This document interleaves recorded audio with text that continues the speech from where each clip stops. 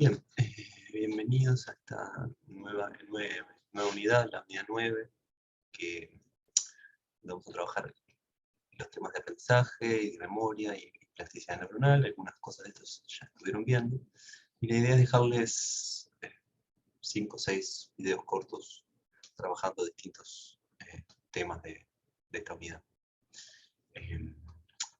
Lo primero para trabajar es trabajar un poco una introducción, algunas cosas que ya vieron, pero para que quede claro, ustedes saben que en los animales, principalmente, organismos más sencillos que nosotros, el comportamiento sostenido en la actividad del sistema nervioso, que varía a lo largo de la ontogenia, es decir, a lo largo del desarrollo, y en muchos organismos, la mayoría del comportamiento, muchos de estos animales, la mayoría del comportamiento son reflejos instintos, como ya trabajaron en unidades anteriores. Lo interesante o lo particular del ser humano es que, y otros organismos complejos, el ambiente físico y el ambiente social tienen un rol importante interactuando con el comportamiento y la biología, como se ve ahí en ese esquema. Y la idea es que nosotros vamos a tener dos procesos. Uno va a ser la memoria, que es el proceso a través del cual la información es codificada y almacenada, es decir, guardada en el sistema nervioso, en el cerebro, para después ser posteriormente recuperada. Y el aprendizaje va a ser ese cambio en el comportamiento producto del aprendizaje. Bien, todo esto va a ser posible, y lo vamos a trabajar un poco más adelante, gracias a la gran plasticidad que tiene el sistema nervioso, que es la capacidad de cambiar tanto funcionalmente como estructuralmente en respuesta a esos estímulos del ambiente. Ahora, esa plasticidad es fundamental, es una parte fundamental de nuestra naturaleza humana, ¿sí?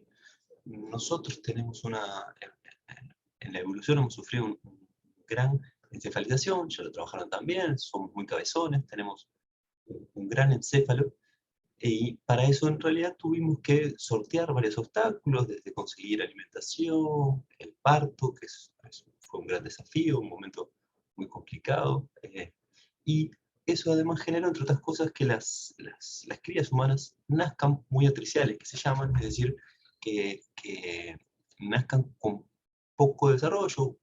Ustedes conocen otros animales, las crías ya nacen caminando, moviéndose y demás. El ser humano nace con bastante poco desarrollo y depende mucho del desarrollo postnatal, todo lo que toda la experiencia postnatal, y donde ahí es fundamental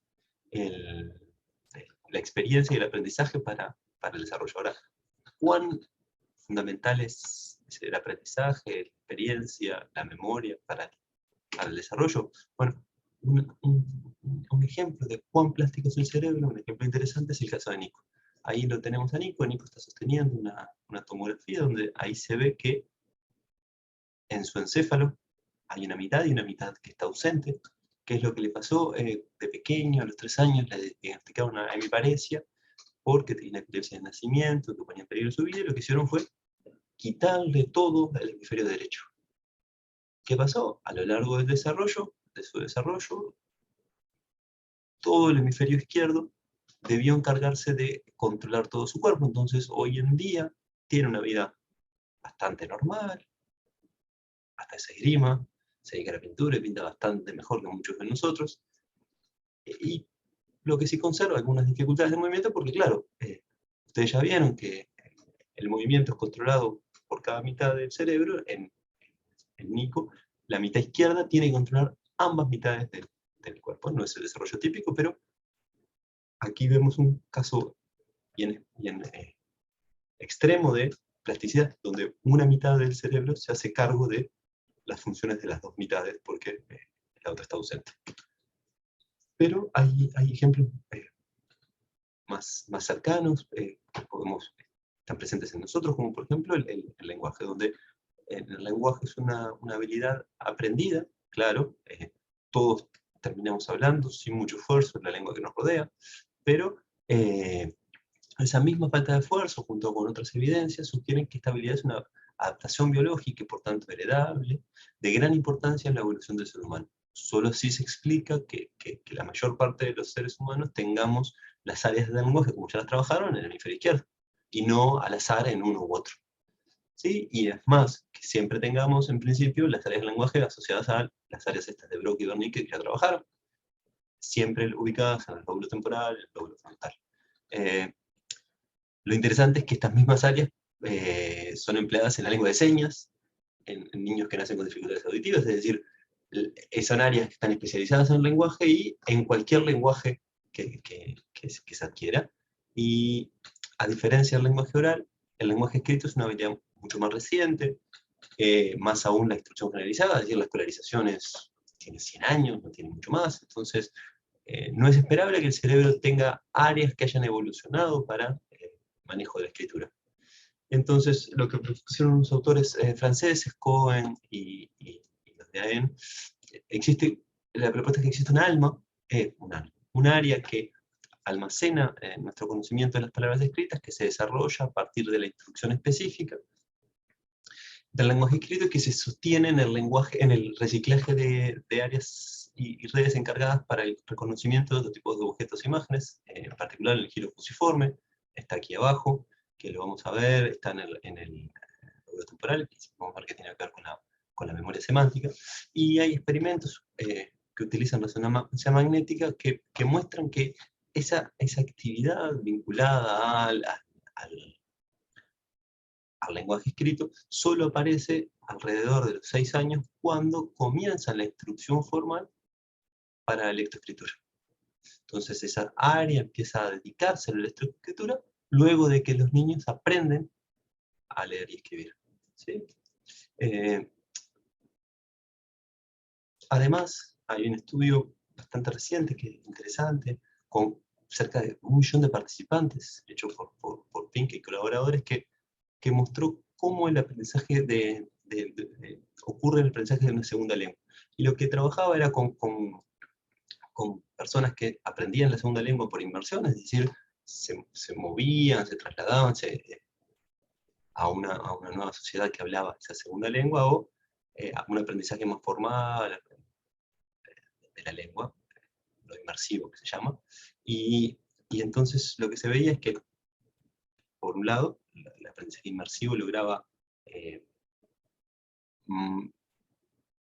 valores similares a una persona que fuera su lenguaje natural, es decir, monolinguales, que dice ahí, es las personas que hablan ese idioma porque nacieron ahí.